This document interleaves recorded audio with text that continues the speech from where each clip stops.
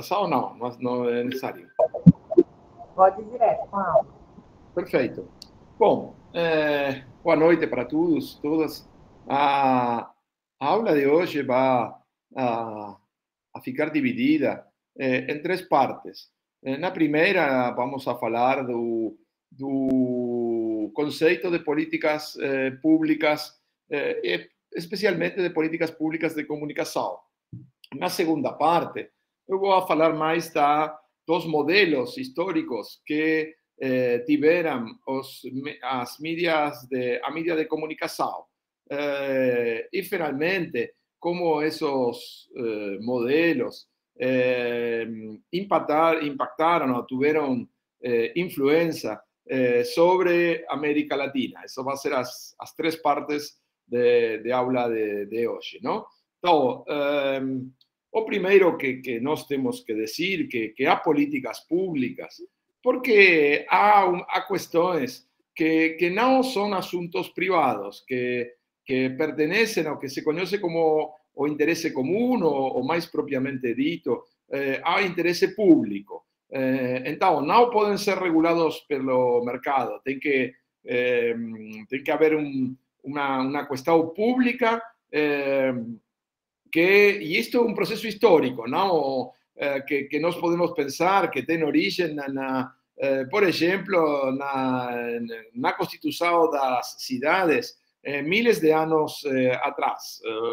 Então, é uma questão que a questão do público, dos assuntos públicos, uma questão que tem muita história e que, com a conformação das cidades modernas, que é muito mais complexa, tornou-se uma questão fundamental, é um assunto de muito interesse, particularmente no caso da comunicação, como nós vamos a ver hoje, mais tarde, depois.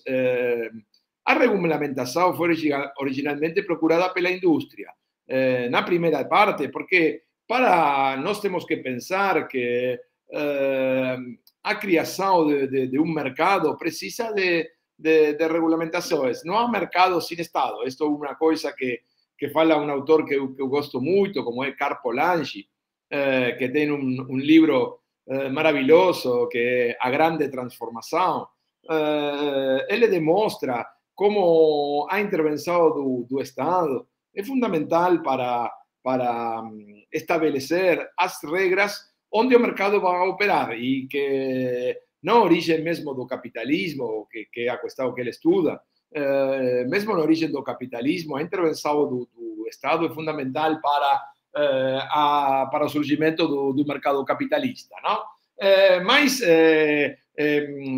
se na primeira etapa, na primeira fase da regulação, da comunicação, o interesse predominante foi o interesse da indústria e também, claro, do setor político, a partir da década de 50, dos anos 50 do século passado, nós podemos ver que também há um interesse da cidadania na participação de políticas públicas e há outras questões que não são necessariamente as questões industriais que vão ser tenidas em conta. Mas se nós consideramos três grandes grupos de atores, como são o Estado, o setor privado e a cidadania, é importante dizer que os mais interessados e os mais involucrados historicamente na política de comunicação são o setor industrial e o setor estatal. A cidadania participa, mas participa menos que os outros setores, não? Então, quando nós pensamos uma política pública, nós temos que pensar quem a promove, para quê, quando e por quê. A política é um assunto que tem uma origem, que tem uma intenção de que um assunto que geralmente começa por algum interesse particular se torne um interesse comum, um interesse geral, não? E nesse momento, então, é quando se começa a discutir mais sobre as políticas públicas, não? como eu estava falando, os atores reguladores. Basicamente, nós podemos pensar no poder executivo, poder legislativo, as empresas e os cidadãos, não? E podemos definir a política de comunicação como ação pela qual um Estado define ou procura definir a estrutura e a prática da comunicação. Outra definição que eu acho interessante, que de Des Friedman, um pesquisador britânico, é que a política pública pode ser pensada como a interação de atores e instituições através da qual os agentes interessados desenvolvem mecanismos formais e informais para moldar o sistema mediático e alcançar objetivos. Aqui interessante nesta definição a questão da formalidade e informalidade, porque essa é uma questão interessante que não há que pensar que somente a política é a política formal, também e cada vez mais há muita mobilização, muito interesse cidadano que é levantado mediante mecanismos informais da política, não? Então, isso também é importante pensar. E a questão que acho que é mais interessante para pensar sempre sobre as políticas de comunicação é uma tensão, uma dimensão dobro que é o valor simbólico, político, cultural versus o valor econômico. E por que isto? Porque uma grande parte das políticas de comunicação estiveram orientadas por questões econômicas. Basicamente, a necessidade das empresas que participam no setor da comunicação e informação de estabelecer regras claras para seu funcionamento e para que elas possam ganhar dinheiro, não? Que é a questão básica de uma empresa cultural. Mas na história das políticas da comunicação também teve muita importância o valor simbólico, político, cultural da comunicação, que é um valor não econômico. E isto é bem claro, não? E por isso eu faço uma provocação quando eu falo que a diversidade custa muito, muito dinheiro.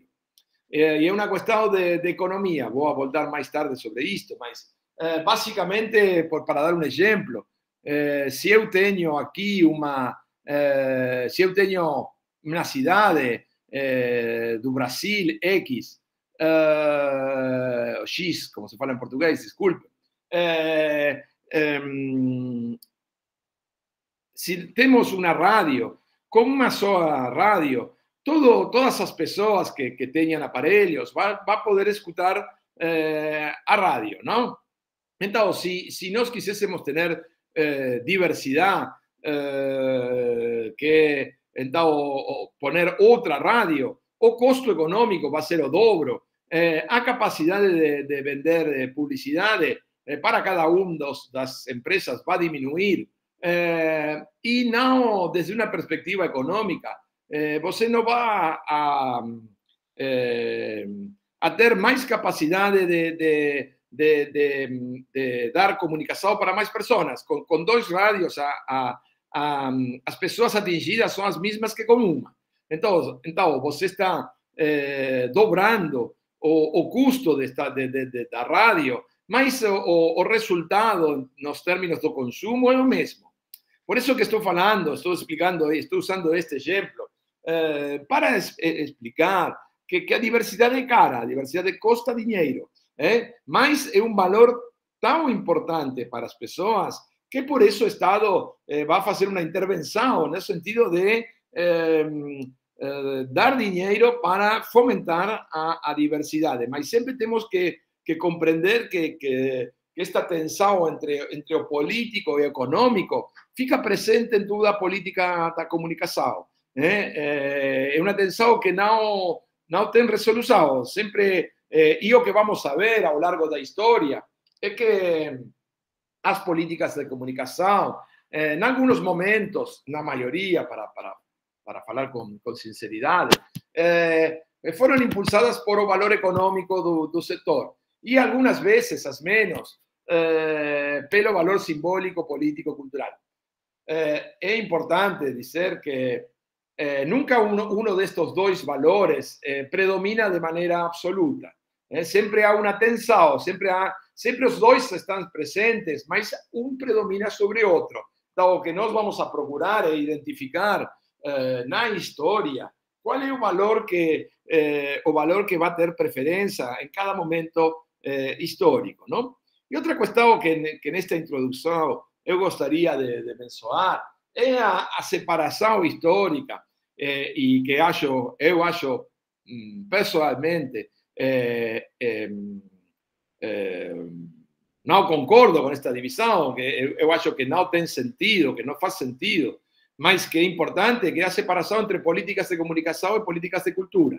Como se a comunicação e a cultura pudessem ser divididas. Mas quando uno estuda as políticas e vai aos casos concretos, por exemplo, no Brasil você tem Ministério da Comunicação e tem Ministério da Cultura. Isso é um problema. Não se compreende bem porque há uma separação de coisas que deveriam estar ligadas. Mas a cultura, a comunicação ficou para a política da mídia e o resto da cultura ficou em outra área. Não? Por quê? Porque acho que aí tem muita importância o valor político da comunicação, não? Mientras que no Ministério de Cultura é guiado mais por um valor simbólico cultural. Eu juntei estas três coisas como opostas ao valor econômico, mas fica claro que simbólico, político, cultural não é o mesmo. São valores que podem ser juntados pela especificidade diferente do valor econômico, mas também há diferenças ao interior destes valores. Não? Então, acho que quando nós analisamos a separação entre comunicação e cultura, uma das razões é o ênfase posto no valor simbólico, político ou cultural. Então, quando nós pensamos na regulação, basicamente é o processo de controlar e orientar a comunicação através de regras e procedimentos para os meios de comunicação. Não? E aqui eu fez uma aclaração de command and control, porque como é mais conhecido o processo de regulação no mundo anglosajón, é um término muito utilizado, a ideia de command and control como regulamentação geral da comunicação. Hoje há algumas vozes que estão falando de autorregulação ou corregulação, mas é uma novidade que fica mais perto do que acontece com a internet. Mas na mídia, historicamente, o processo foi conhecido como command and control, ou processo de controlar e orientar a comunicação, não? E que para isso, basicamente, temos necessidades de negócios, requerimentos técnicos, padrões, por exemplo, que é fundamental para... e o interesse público, que é uma informação democrática para o conjunto das pessoas. Por isso que também é importante diferenciar as funções políticas, as funções culturais e as funções econômicas. Não? Se nós estamos pensando qual é o objetivo da política, geralmente está guiado por uma destas três questões. Não? Se pensamos nas funções políticas, basicamente é fornecer informações aos cidadãos. Não? Isto é um papel clave que tem a mídia nos sistemas democráticos. A sociedade precisa de informação para fazer suas decisões de todo tipo, econômicas, políticas, e a mídia, durante muito tempo, foi quase o único fornecedor massivo de informação. Não? Então, tem uma função política que é muito importante e que não há dúvidas acerca de isso. Há uma função cultural que é a geração de identidade e coesão social. Não? Isto tem um caráter também político, mas é claro que pode ser diferenciado. Não? A promoção temos que lembrar que quando a mídia, por exemplo, a rádio, foi desenvolvida na década do 20, é um momento que, por exemplo, em América Latina, nós tínhamos um momento de muita migração, não? E a mídia vai ter um papel muito importante na coesão social.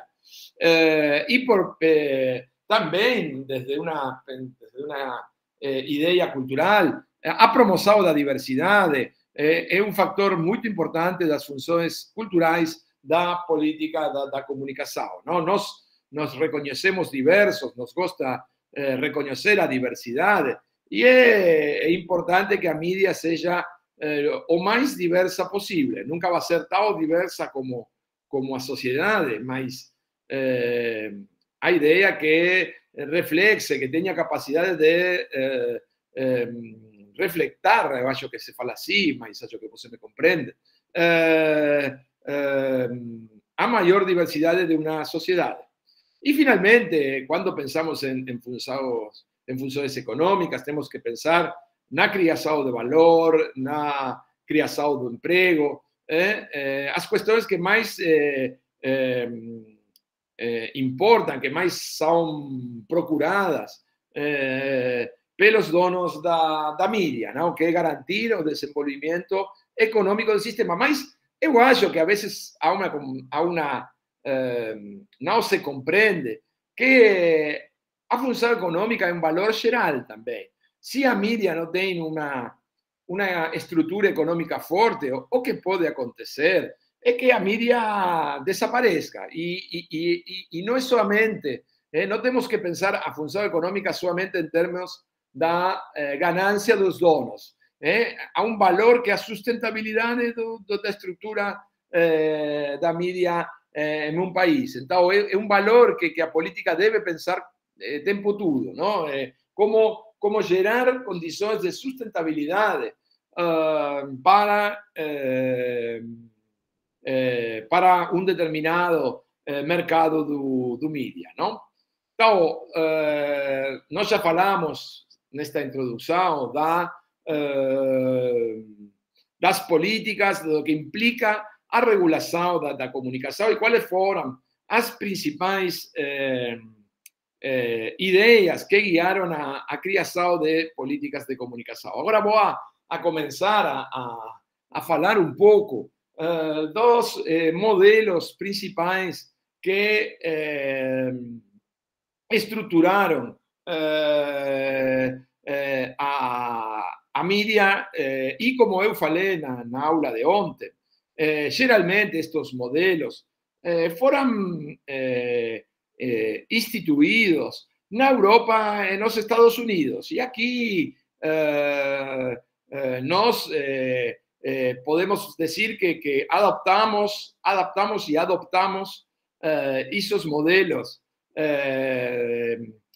na América Latina, não? Então, há uma coisa que é interessante, que, por exemplo, a ciência política não tem muito estudo sobre a política da mídia, não? Em geral, a ciência política, como só nos últimos anos começou a estudar mais, mas geralmente o mais vinculado à comunicação, desde desde a ciência política, foi a opinião pública, não? O problema de como se gera uma opinião pública, mas isso não tem muita relação com as políticas de comunicação, um tema que a ciência política quase não abordou historicamente.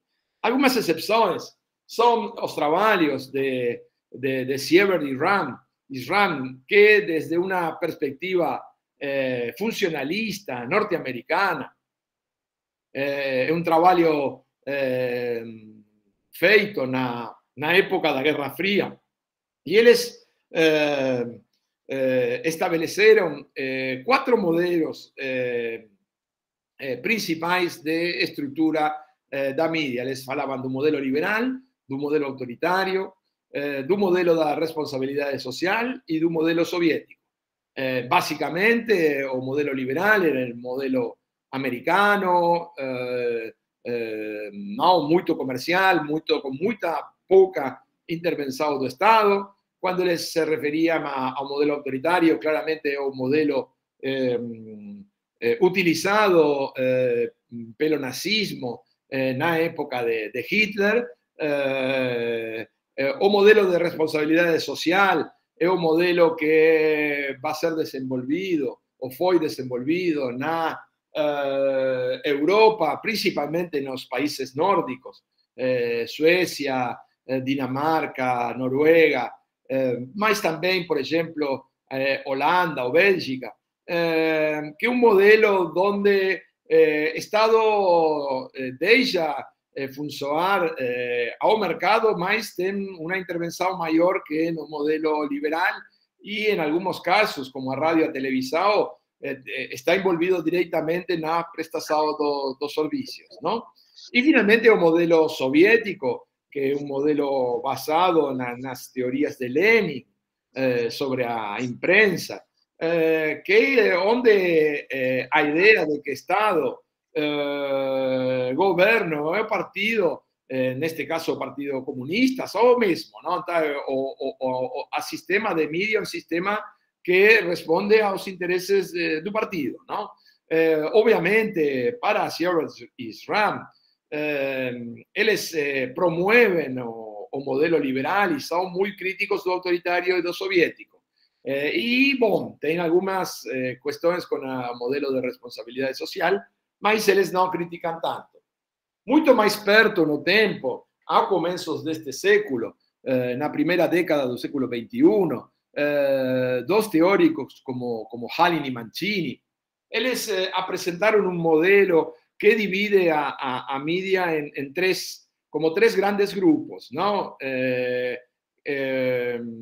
Eles já tiram os modelos autoritários. Nós temos que pensar que a diferença de Sievert e SRAM, já não há mais Guerra Fria, já quase não, o modelo autoritário soviético não tinha importância no momento que Hallin e Mancini escrevem. Então, eles fazem todo um trabalho muito rigoroso para estabelecer as condições que vai dar origem a estes modelos. Eu não vou explicar tudo aqui, mas basicamente eles dividem no modelo liberal do mercado livre, que claramente se identifica com o modelo liberal de Sievert e SRAM, o modelo democrático corporativista, que poderíamos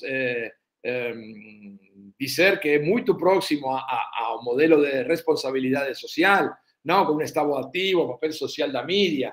E eles introduzem um novo modelo que é o pluralista polarizado, não, que eles falam que é um sistema onde a mídia comercial é um pouco fraca e onde a influência dos partidos políticos é muito importante, não? E eles falam que são os casos o sul de Europa. Principalmente eles estão pensando na Itália, na Espanha, na Grécia. E quando eles depois fizeram como adaptar este modelo para a América Latina, eles encontraram que a América Latina ficava mais perto do modelo pluralista polarizado que de outros. Eu não concordo muito com eles, porque uma das questões claves para eles definir os modelos é o modelo de funcionamento da imprensa, desculpe. Mas o que acontece é que, desde minha perspectiva, quando você analisa as políticas públicas de comunicação, a imprensa é o mercado menos regulado, que tem menos política. Então, para mim, há uma contradição entre pensar os modelos desde a imprensa para analisar políticas públicas. Eu acharia que seria muito mais lógico definir os modelos a partir das políticas públicas de rádio e televisão. Por exemplo, eles falam que o modelo britânico é um modelo liberal, porque eles analisam a prensa britânica. Mas se nós estudássemos o modelo da rádio e da televisão da Inglaterra, não poderíamos dizer que é um modelo liberal, não é um modelo mais próprio do que eles mesmos chamariam democrático corporativista. Então, isso também é interessante para ver a dificuldade que apresenta o estabelecimento de modelos de políticas de comunicação. Por isso que, para fazer mais simples, Eu vou trabalhar principalmente com uma simplificação, mas acho que o modelo comercial e o modelo do serviço público, modelo de serviço público, cujas características principais são, no modelo comercial, o Estado define uma estrutura regulatória muito básica, muito fraca, entrega licencias para o uso das frequências da rádio televisão privada, e um modelo que basicamente é financiado pela publicidade. Não? Então, é um modelo que fica muito condicionado por o volume da audiência. Não? Para um programa, para uma programação poder ficar no ar, tem que ter audiência. O que não tem, então, é um modelo que tende a sobre-representar o gosto da maioria das pessoas, mas é um problema, é um modelo que tem pouca diversidade, porque as minorias não são comercialmente rentáveis, não dão dinheiro às minorias. Então, é um modelo que responde aos interesses da maioria, não? E que define uma programação muito vinculado a que eles estimam que são as grandes audiências. O modelo de serviço público, um modelo bem diferenciado, um modelo que nós encontramos muito na Europa, do começo da radiodifusão, da década do século XX, da década do 20 do século passado até 1980, 1990, mas que ainda tem alguma importância. É um modelo onde o Estado vai a ficar com o controle do sistema mediático. O Estado que não é o governo. Eles têm que lembrar que nestes países da Europa há uma separação bem clara, ou mais ou menos clara, não daria para discutir muito até que ponto essa separação é verdadeira, mas há uma separação entre Estado e governo. E a mídia vai ficar embaixo do controle do Estado.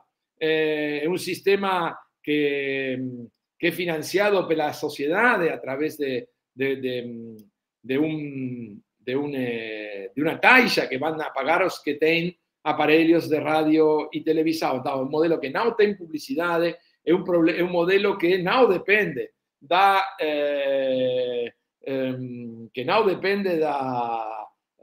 da publicidade para a continuidade da programação e, portanto, é um modelo que aceita muita mais diversidade que o modelo comercial.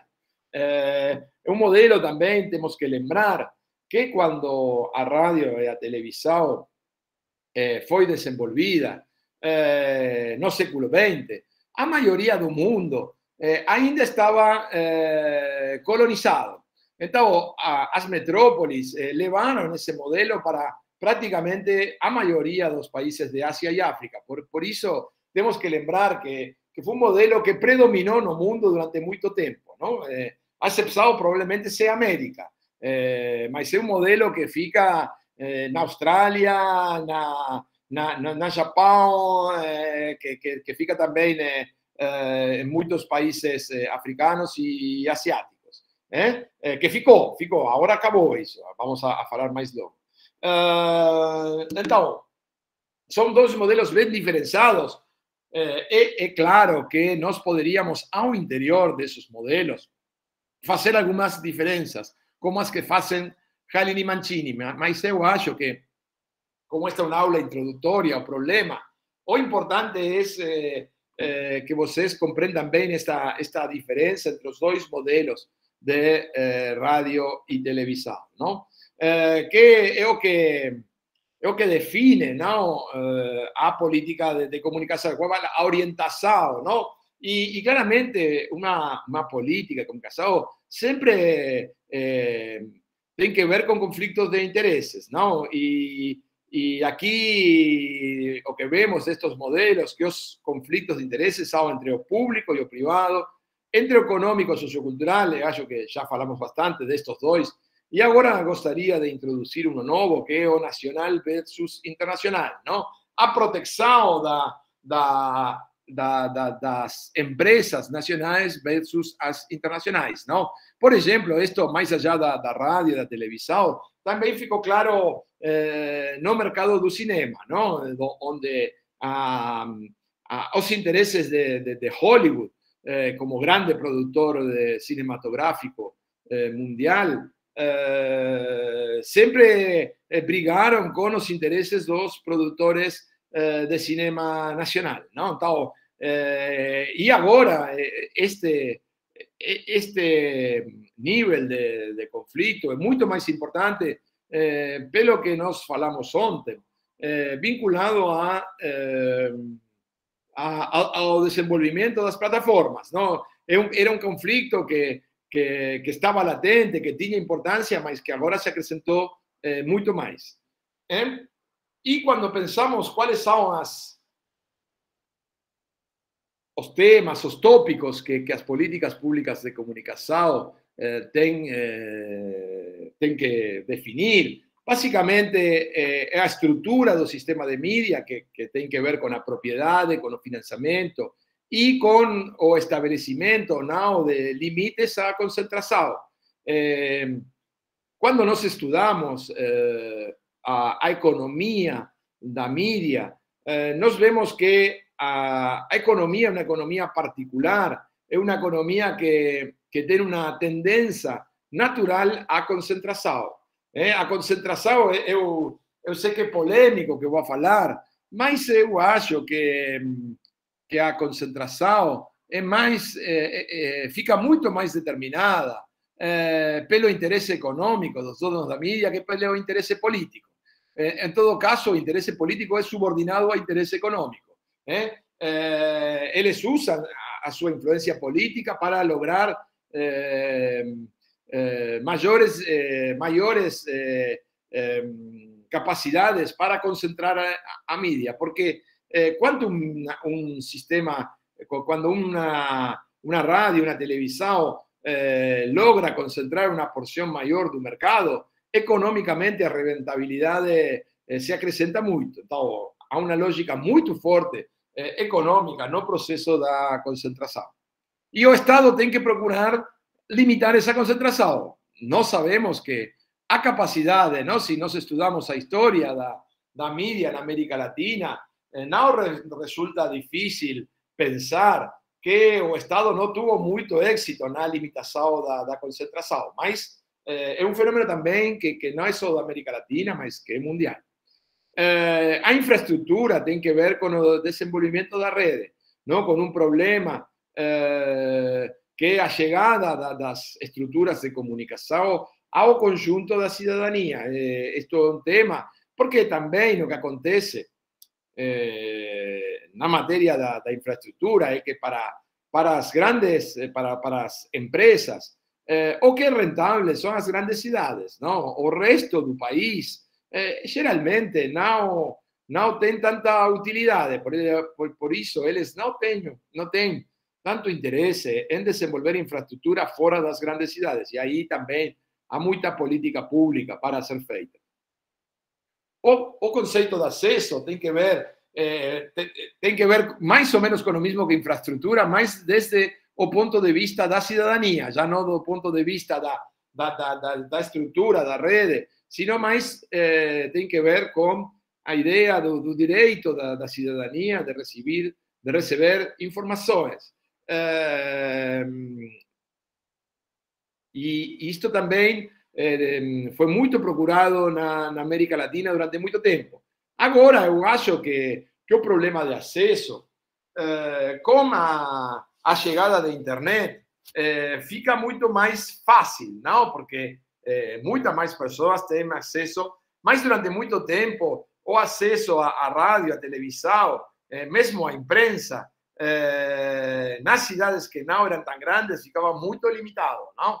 Então, isso é uma questão que é importante para a política pública de comunicação, garantir o direito da cidadania de receber informações. E o conteúdo é uma questão clave. Aqui nós temos que lembrar, como nós falamos ontem, que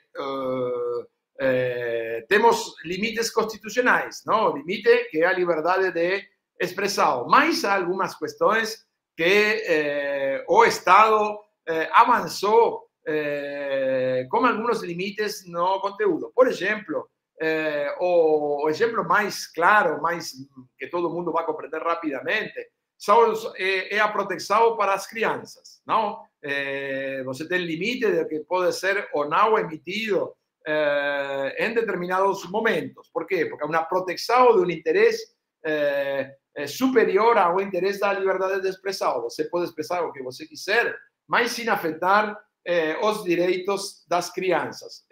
Por exemplo, outra coisa que nós podemos pensar é o limite à publicidade de tabaco e álcool, não? Que é um limite que tem que ver com a prioridade da saúde. Então, não há limitações, ou não deveria haver, em alguns casos há, não deveria haver limites a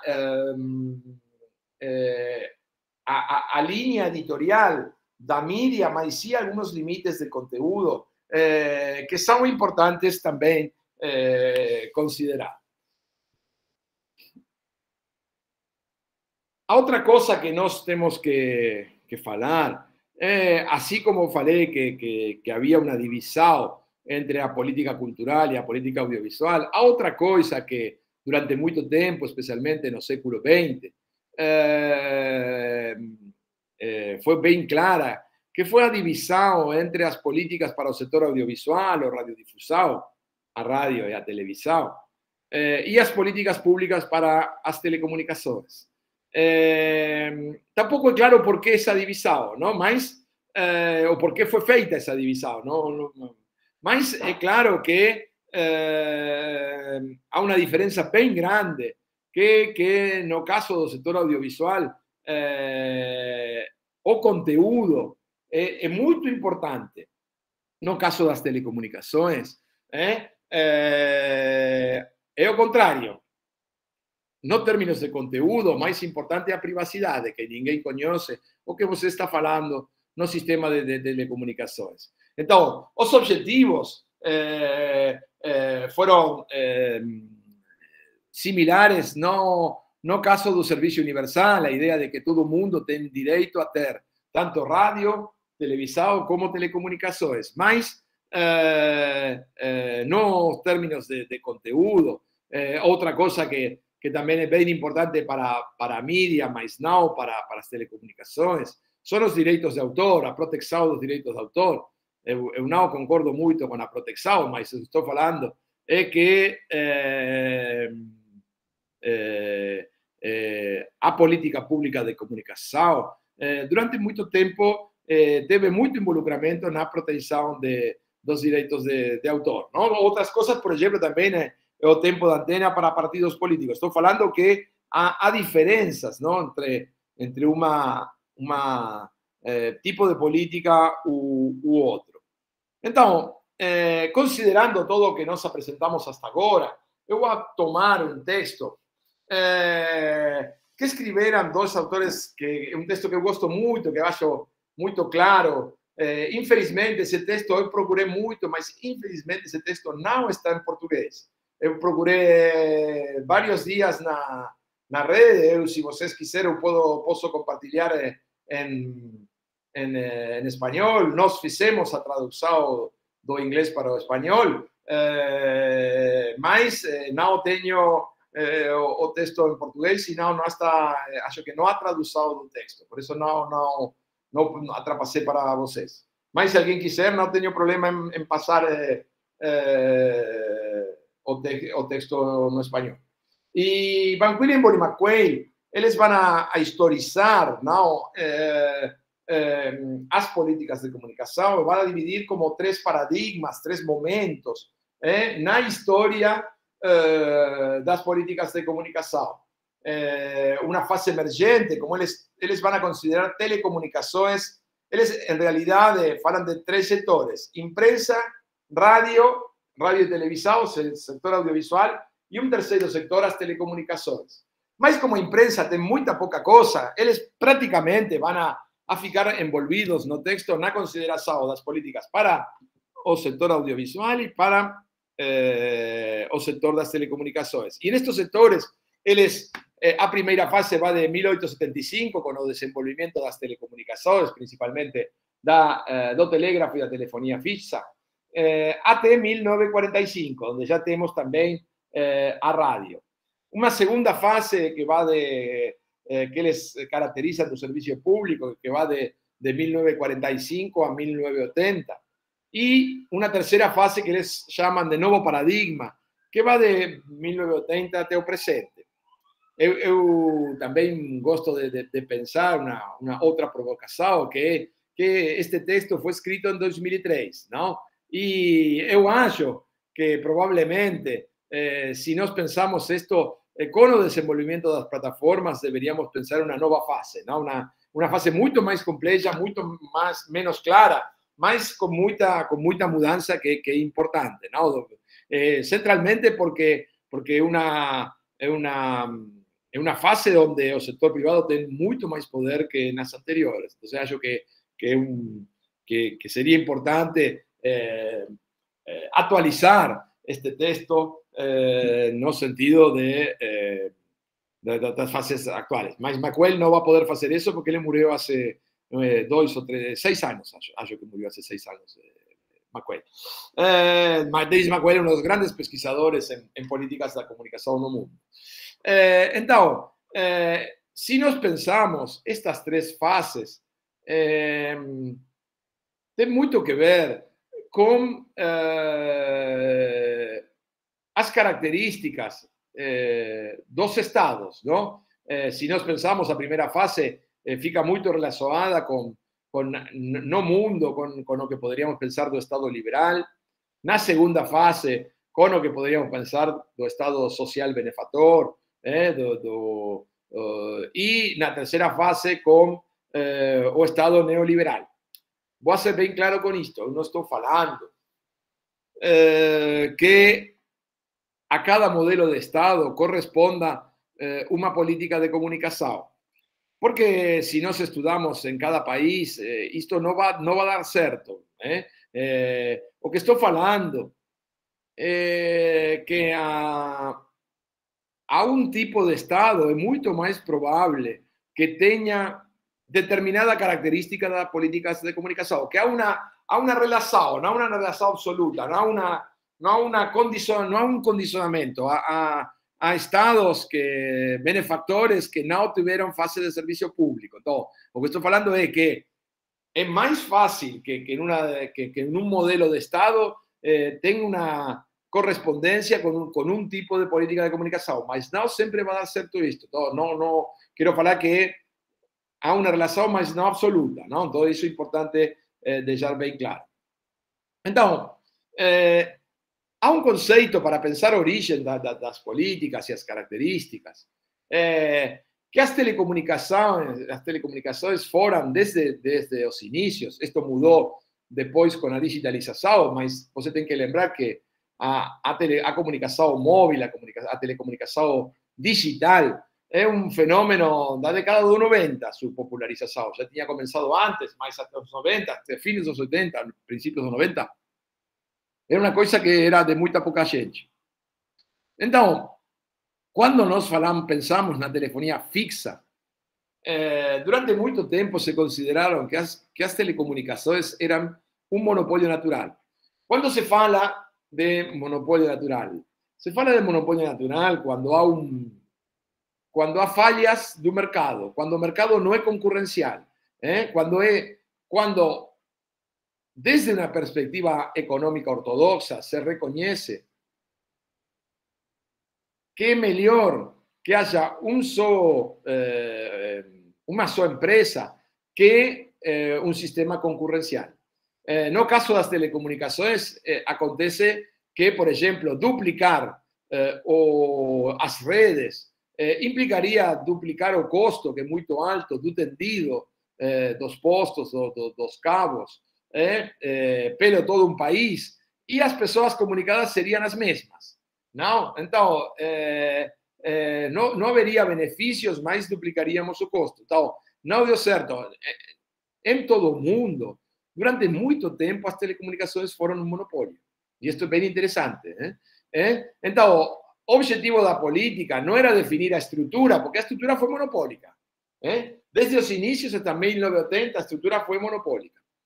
Então, os objetivos políticos foram o serviço universal, a sustentabilidade, a continuidade e a inovação.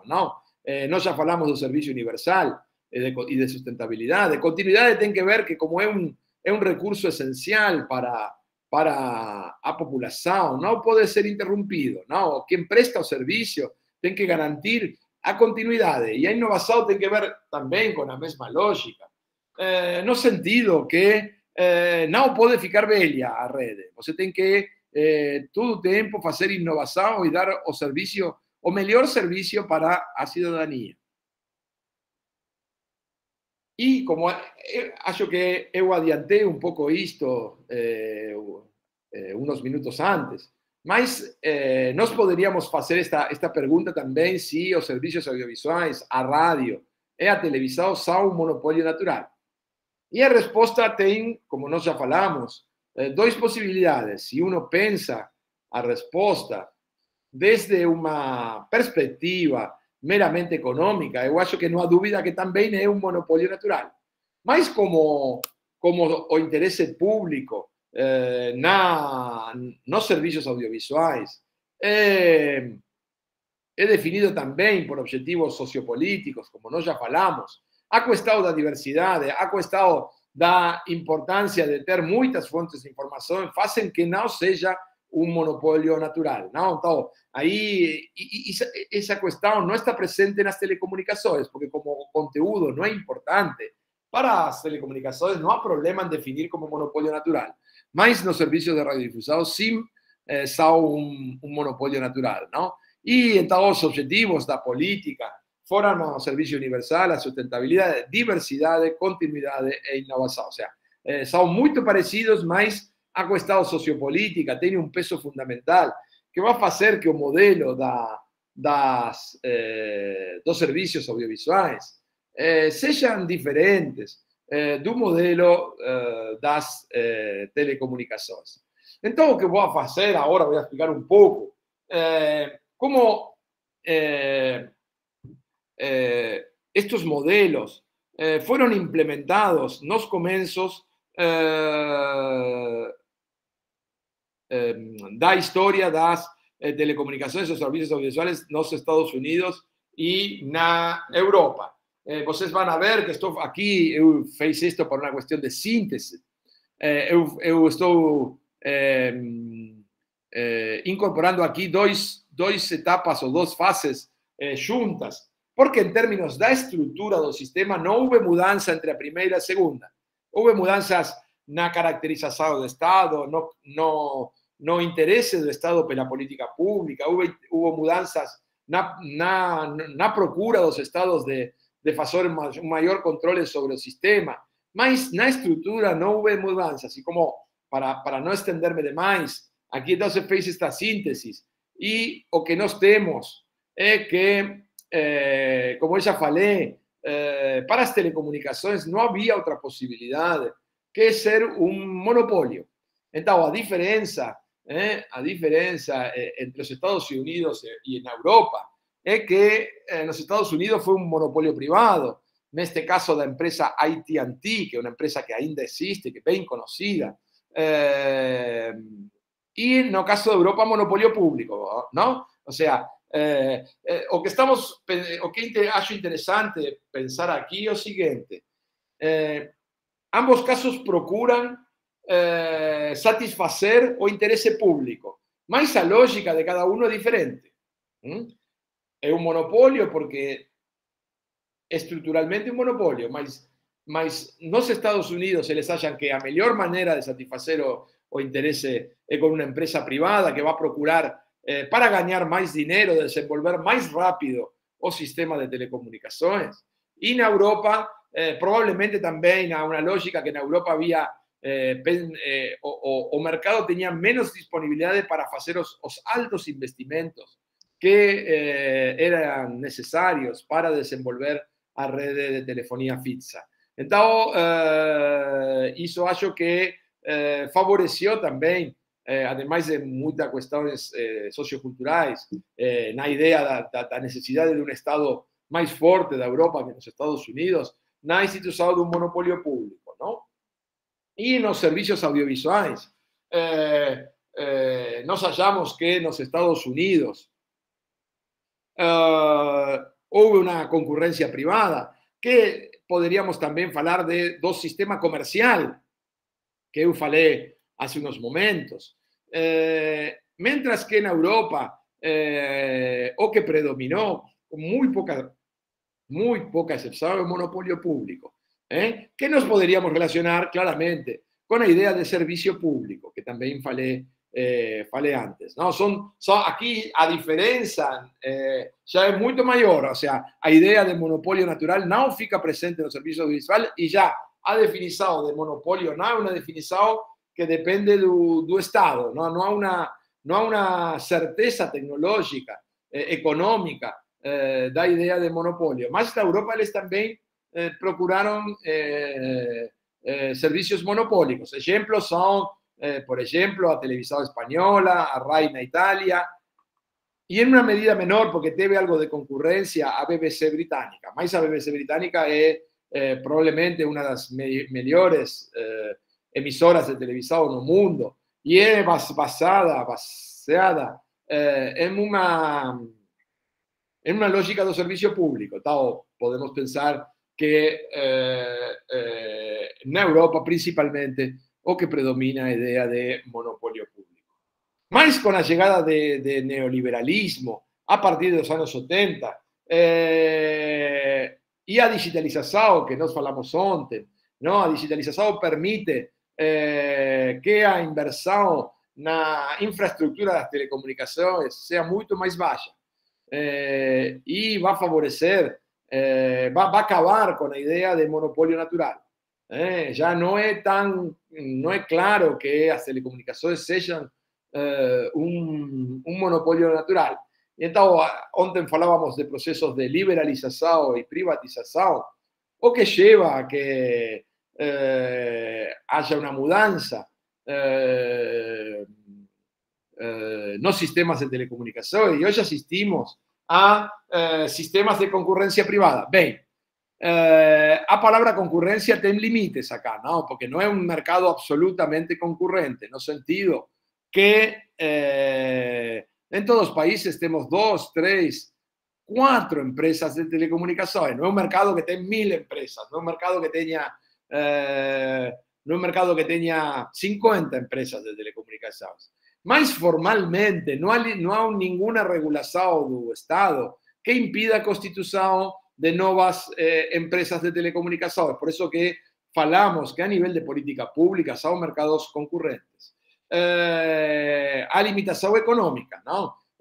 As inversões necessárias para entrar ao mercado são muito altas e é muito difícil concorrer contra os operadores que já estão no mercado. Por isso que quase ninguém vai entrar nestes mercados, ademais dos que já entraram. Mas formalmente são mercados concorrenciais.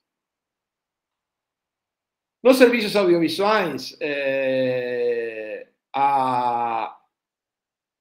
no caso dos Estados Unidos, se mantém o único, você tem que lembrar, se podem voltar para a diapo anterior, nós vemos que eram 3 monopólios e um sistema concorrencial. E agora temos 3 sistemas concorrenciais e um misto. Eu falo de misto porque na Europa você tem, por um lado, o sistema público que sigue existindo e, por outro lado, o sistema concorrencial privado. Então, é um sistema particular, um sistema diferente, que mais poderíamos dizer que se quisiéramos falar com mais claridade, que o que predomina é o sistema concorrencial privado. Mas a existência da mídia pública não deve ser esquecida, e por isso que aqui eu falo de sistema misto, mas deveríamos talvez acrescentar com predominância do sistema comercial. Então, o que eu gostaria de ressaltar, o que eu gostaria de mostrar é como o neoliberalismo teve a enorme capacidade de mudar os sistemas de telecomunicações e de serviços audiovisuais, não? Há uma dinâmica, e por isso que nós falamos que nesta última etapa o interesse público foi muito mais guiado, foi muito mais orientado pelo mercado e que pelo interesse econômico que pelo interesse sociocultural. Não é que haya desaparecido, que já não exista mais interesse sociopolítico, sociocultural, mas esse interesse ficou embaixo do interesse econômico. E claramente a lógica das políticas de comunicação estiveram orientadas a permitir o desenvolvimento do mercado. E assim, eu acho que estes quadros permitem ver claramente como há um deslizamento hacia mercados de carácter cada vez mais comercial, não? Se nós agregássemos neste momento uma terceira linha falando de internet, não haveria dúvidas que é concorrência privada desde os inícios da internet, não? E com muita menos política pública, quase sem política pública. Então, agora já falamos dos grandes modelos a nível mundial. O que eu gostaria de falar nestes últimos minutos, antes de dar a palavra para vocês e conversar com vocês, é o que acontece com a América Latina, não? Então, a América Latina seguiu o caminho dos países centrais. A América Latina sempre olhou para ver o que faziam nos países centrais e, em geral, o que nós podemos falar que a América Latina adotou o sistema dos países centrais com alguma modificação, com alguma adaptação, um sistema que inclusive poderíamos falar de híbrido, mas principalmente bem perto daqueles dos países centrais. E no caso das telecomunicações, como não havia muita disponibilidade do setor privado para invertir, as telecomunicações históricamente foram desenvolvidas pelo Estado. O caso brasileiro tem que lembrar a importância de Telebrás, não? Uma empresa estatal que foi a que desenvolveu as grandes redes de telecomunicações no país. Pelo contrário, no caso da rádio, da televisão, onde a inversão necessária era muito mais baixa, foi o setor privado o que impulsou o desenvolvimento da rádio e da televisão, não? E, em geral, um sistema privativo, muito mais vinculado, sim, nas casos das telecomunicações, o modelo vai estar mais orientado na lógica europeia. Na parte da radiodifusão, o modelo ficou perto do modelo, muito perto do modelo americano, não? Um sistema privado, comercial, financiado pela publicidade, não? Claro que há diferenças, as exceções principais a esto foram Chile e Uruguai, onde houve uma coisa mais pública, mas em geral, na América Latina, o sistema comercial predominou. Então, se nós agora pensamos no quadro, não, que aplicamos para a Europa e trasladamos para a América Latina, acontece mais ou menos o mesmo desplazamento que já observamos para os países centrais, não? Nos mercados que eram concorrenciais siguen sendo concorrenciais, mas os que eram monopólios também se transformaram em concorrência comercial. Esto permite, Hallin y Mancini eles dicen claramente que há uma homogeneização dos modelos de política de comunicação no mundo, não? Na terceira etapa, também poderíamos falar que é uma etapa de homogeneização dos modelos de comunicação no mundo, onde o que predomina claramente é a concorrência privada. Mas isto não sempre foi assim, não? na América Latina, nós podemos observar que houve um período de muita contestação, de muita reclamação para a mudança do sistema e para implementar políticas de comunicação democráticas, não? Principalmente, isto foi feito nas décadas dos 60 e 70, não? Onde, por exemplo, a teoria da dependência, acho que bem conhecida aqui no Brasil, porque é uma teoria principalmente desenvolvida por teóricos brasileiros, como Cardoso, Faleto, Tetônio dos Santos. Algum chegou a ser presidente deste país, mas esqueceu a teoria na sua presidência. Então, eles falavam que, na teoria da dependência, basicamente, que o subdesenvolvimento de nossos países tinha origem em uma divisão internacional do trabalho que fazia que os países subdesenvolvidos contribuíram à riqueza dos países desenvolvidos, basicamente com términos de intercâmbio desigual, não?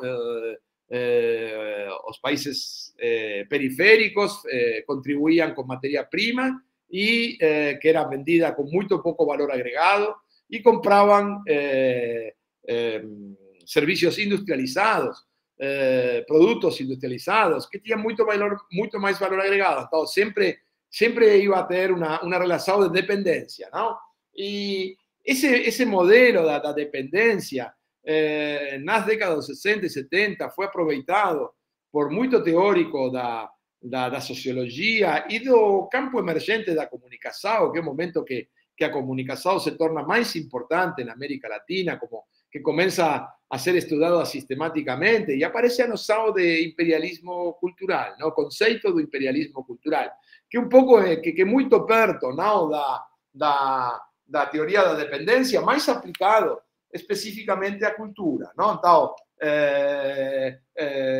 a dependência também é reforçada pela dependência cultural, e eles estudavam, por exemplo, claramente a influência dos produtos norte-americanos na televisão latino-americana, basicamente através das séries de televisão e do cinema, não? É bem claro que nos começos da televisão, a maioria da programação, como os canais de televisão aqui não tinham a capacidade econômica de fazer muita produção, eles pegavam o mais barato, que são as programações norte-americanas. E, pelo tanto, havia uma influência cultural muito forte do sistema cultural americano. Para enfrentar esse imperialismo cultural, muito pesquisador latino-americano começou a promover a ideia de estabelecer políticas nacionais de comunicação, que são conhecidas como PNC, uma sigla que tem muito peso na história da comunicação na América Latina, não? E que basicamente, como eu falei, procurava a ideia de democratização da comunicação, a ideia basicamente com conceitos como serviço público, que nós já falamos, promover o acesso, promover a chegada da comunicação para o conjunto da cidadania. Isto não acontecia na década de 70. Muitas pessoas não tinham acesso, logicamente as que não viviam em grandes cidades, não tinham acesso ao sistema de comunicação social. E a participação da população na definição de políticas públicas de comunicação democrática. Podemos dizer que é uma das produções mais originais da academia latino-americana. Digo originais porque no campo da comunicação e no campo da teoria econômica não são teorias originadas como a maioria das teorias originadas na Europa ou nos Estados Unidos. É uma ideia mais original nesse sentido. Não? Estou falando de originalidade. Não tão influenciada por outras teorias de outros lados. Mas, infelizmente, já nos finais da década dos 70, este tema começou a ser esquecido. Não conseguiu, houve uma mudança importante nos estudos da comunicação que viraram para outro lado, não? Que viraram para o lado mais do estudo das audiências, dos consumidores, e, bom, este tema foi bastante deixado de lado por muito tempo. De fato, eu fico estranhado, eu fico surpreso, que aqui no Brasil quase não vejo, não digo que não há, mas vejo muito pouco estudo sobre políticas de comunicação nos planos de ensino das faculdades de comunicação, e é uma coisa que ainda hoje fico surpreso, não? Que não tinha mais estudos de estas coisas no Brasil. Quando o Brasil tuvo teórico muito importante nestes temas, não? Mas com a chegada, já na década dos 90, do neoliberalismo, o que aconteceu foi um processo de desregulação ou desregulamentação, que eu prefiro falar de re-regulação, não? Porque o conceito de desregulamentação é um conceito que acho que é bem ruim, não? Porque ninguém tirou regulação. O que eles fizeram, os neoliberales, foi fazer novas regulações, mas regulações com outra orientação, com outra lógica de intervenção estatal, por uma lógica muito mais, como nós já vimos, muito mais vinculada aos interesses das empresas. Mas eu acho que o conceito de desregulamentação é um conceito que esconde mais do que mostra, não? E uma outra mudança importante, não? Ademais do processo de liberalização e privatização, foi a entrada do capital estrangeiro, não? Principalmente no setor das telecomunicações, mas em muitos países da América Latina também no setor da mídia, não? Aí depende dos países, em alguns países os grandes grupos da mídia, eu acho que os países onde tinham grupos da mídia mais grandes, como por exemplo Brasil, México, na Argentina, não? Aqui Brasil no Grupo Globo, em México com o Grupo Televisa e na Argentina com o Grupo Clarín, eles conseguiram frenar a entrada do capital estrangeiro no setor da mídia, mas em muito outro país a mídia também passou a manos estrangeiras, não?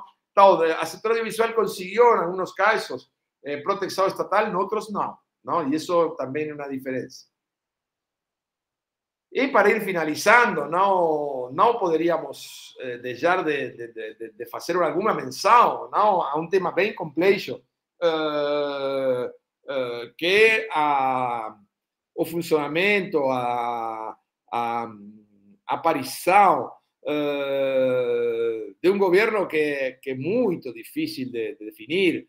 Eu somente vou poner algumas palavras, mas poderíamos fazer um seminário de 10 aulas e não acabaríamos de concordar, seguramente, sobre o nome de um tipo de governo que eu acho que foi importante na América do Sul, mas não na América Latina. Essa é uma particularidade que eu acho interessante, não somente na América do Sul.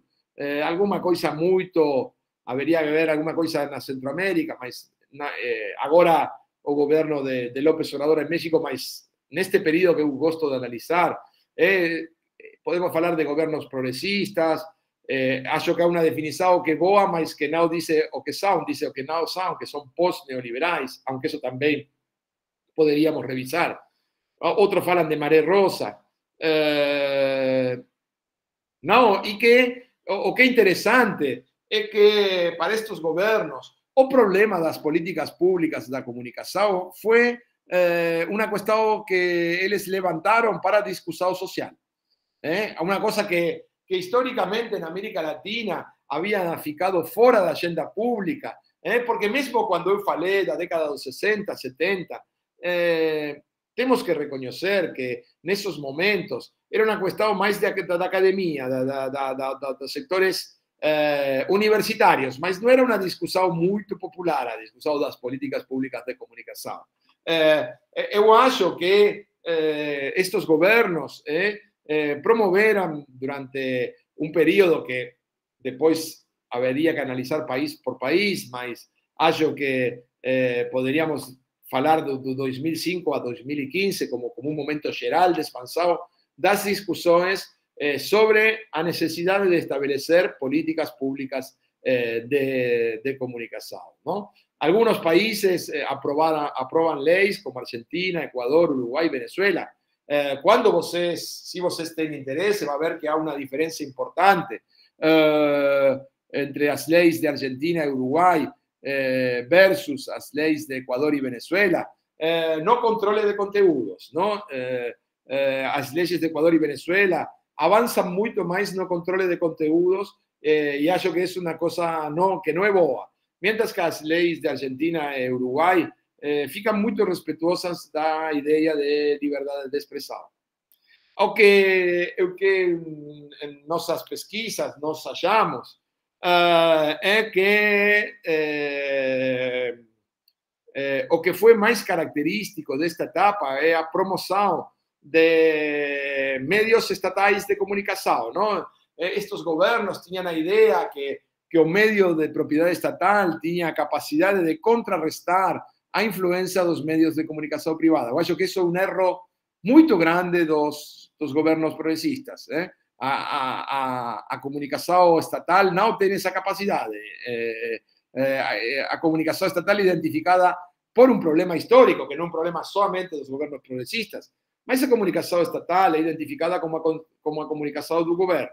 E então a gente não acredita neles. Então você está procurando uma resposta que não tem audiência. E é um problema que acho que não se consegue acreditar.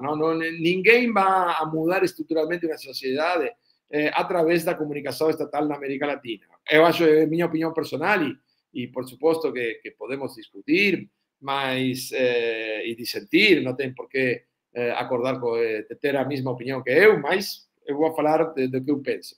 E então, quando nós procuramos, quando nós estudamos a estrutura geral da mídia, vamos a ver que não houve muita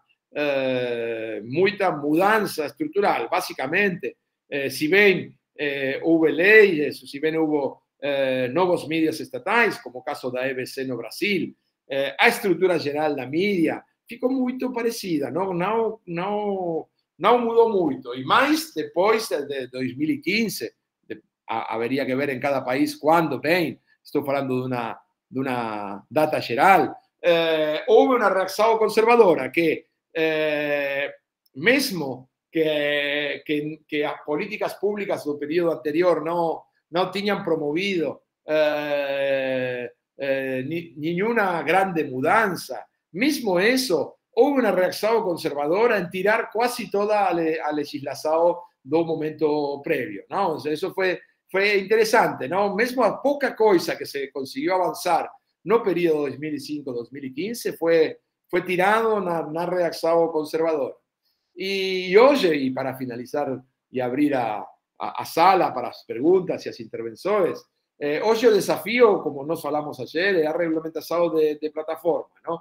E aí eu acho que a América Latina chega muito tarde e muito desarticulada. E um dos problemas que tem a região eu acho, a desarticulação para encaminhar uma resposta geral, como é o exemplo que nós falamos ontem da União Europeia, não? Que a única possibilidade de que eu acho que há, e que tampouco dá certeza, mas acho que tem mais capacidade, a única é a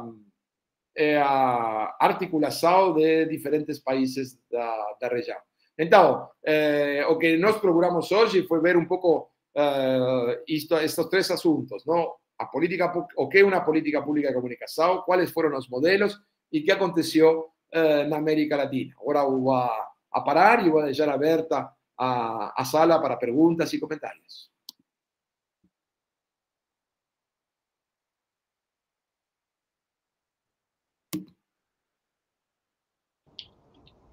Ótimo, Marcine.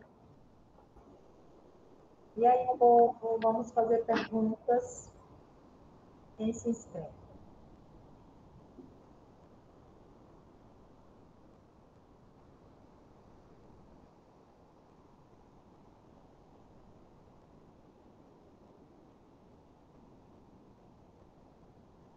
¿Alguna pregunta, algún comentario? E aí?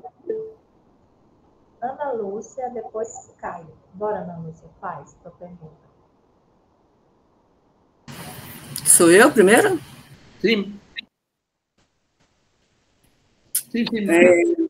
Bem, primeiro agradeço a explanação, o panorama, muito interessante.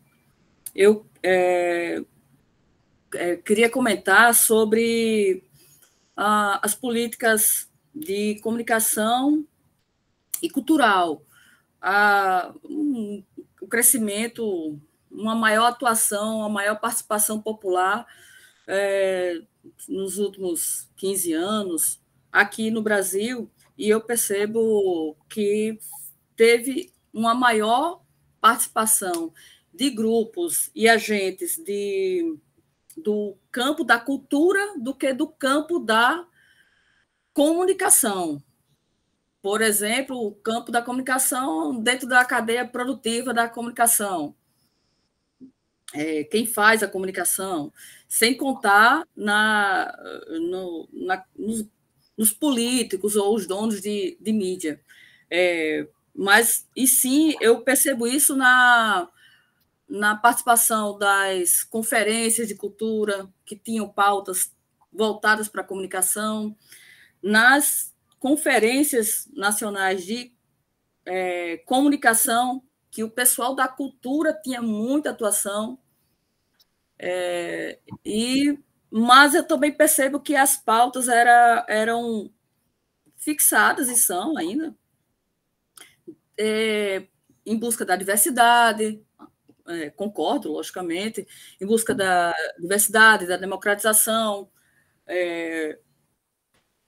mas também com um discurso de contraponto ao imperialismo, a um discurso, como o senhor falou, da década de 70. Queria que o senhor comentasse essa percepção, não sei se o senhor observa o Brasil dessa forma, ou pode comentar também na Argentina, como é essa participação popular. Essa participação popular eu também tenho observado nas conferências de cultura através de documentos públicos. A gente tem como ir lá olhar quem se pronunciou, quem fez colaborações nas atas, digamos assim. Aí foi daí que a gente tem extraído essas percepções também. É isso. Bom, obrigado pela pergunta, comentário. Bom, eu acho que há uma primeira diferença que é muito importante, que é a discussão das políticas da cultura são muito mais livres que a discussão das políticas em comunicação. Quando eu falo de mais livre, estou falando com menos resistência. Ou seja, o que estou falando? No setor da comunicação, você tem um setor que é o setor do empresariado, que é um setor muito resistente a qualquer tipo de mudança, a qualquer tipo de intervenção do Estado. No setor da cultura, mesmo o empresariado, eles procuram a intervenção do Estado porque eles precisam dos fundos que o Estado vai dar para fazer cultura. Então, há uma primeira grande diferença que você não enfrenta o mesmo contexto. O contexto é bem diferente na cultura que na comunicação. Por outra parte, eu acho que para as pessoas, para a cidadania em geral, é muito mais claro o que implica a política cultural que o que implica a política de comunicação. A política de comunicação geralmente foi visto como uma coisa mais técnica, como uma coisa mais difícil, como uma coisa que ficava mais longe das preocupações cotidianas da cidadania. Eu acho que isso não é assim, mas é o que eu estudado que acontece na percepção da população que, não, bom, por quê? Porque a mídia foi muito hábil em fazer que as pessoas pensem que eles são somente consumidoras da mídia e não cidadãs. En cambio, a cultura, nós somos mais cidadãos da cultura e não somente consumidores. Então, essa diferença também é importante a hora de caracterizar, não? E a terceira questão que eu gostaria de responder e que acho uma diferença interessante, você falou da Argentina e Brasil, eu acho que aqui a sociedade civil é muito mais mobilizada e muito mais forte que na Argentina. Mas, isto também é interessante para pensar, quando você analisa as políticas públicas, o desenvolvimento de políticas públicas, na Argentina foram muito mais desenvolvidas que no Brasil. Não, ou seja, eu acho, por exemplo, você acá tem grupos muito fortes e muito consolidados, históricos, que promovem a democratização de comunicação, mas mesmo todo no período do PT, o anterior, não este, o primeiro período com Lula e com Dilma, os avances na matéria não relacionado com as políticas de comunicação foi muito, não sei, não quero definir porque eu sou estrangeiro, vou deixar que vocês agreguem a palavra, mas foi muito, e deixo que você pense no que continua. Deixou a desejar. Como? Deixou a desejar. Bom, é uma boa... ¿Se compreende? Na Argentina, com uma estrutura de participação social muito mais fraca, sin embargo, a política, e em um momento, foi um tema, e aí acho que há uma questão interessante para pensar o problema das políticas de comunicação. Num momento, o governo da Argentina decidiu que era um tema que ele queria impulsar. E então, o que os pesquisadores também vemos é que é um tema que é muito mais difícil que seja uma política de baixo para arriba que de arriba para baixo. Infelizmente, eu não concordo com isso. Eu não estou falando de que isso esteja bem. Somente que quando eu estudo, finalmente, por exemplo, você estuda a política do Equador, do Venezuela, da Argentina, são políticas muito mais impulsadas desde o governo para baixo que desde baixo para arriba. E aqui tem uma sociedade civil muito mais mobilizada, mas não tem o compromisso do governo. Não. Eu acho, posso estar equivocado, eu sou muito cuidadoso quando falo de outro país, mas acho que não houve um involucramento forte do governo no processo de definição de políticas de comunicação.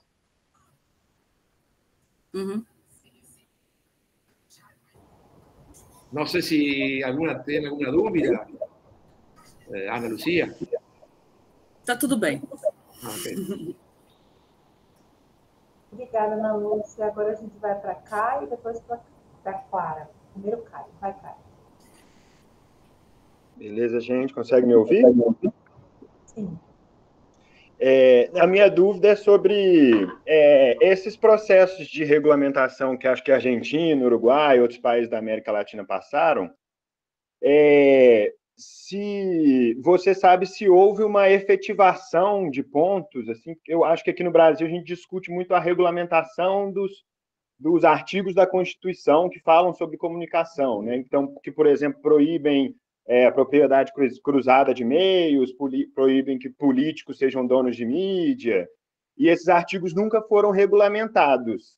E aí a minha dúvida é se nesse processo de regulamentação na Argentina, mais especificamente, isso aconteceu e isso se efetivou para além dessa questão da comunicação pública. Assim. Bom, efectivamente, sim, as leis foram passadas. No caso da Argentina, houve muita discussão pública, quase um ano inteiro que a regulamentação da mídia ficava nos manchetes principais de todos os jornais, era uma coisa que se discutia na rádio, na televisão, mas mesmo na vida cotidiana, você ia jantar com amigos e falava da política de comunicação, era um pouco inacreditável para as pessoas que nos dedicamos à política de comunicação por mais de 30 anos, não? Nunca foi um tema popular, mas houve um momento que era uma das principais preocupações. Então, acho que mais respecto à segunda parte de sua pergunta,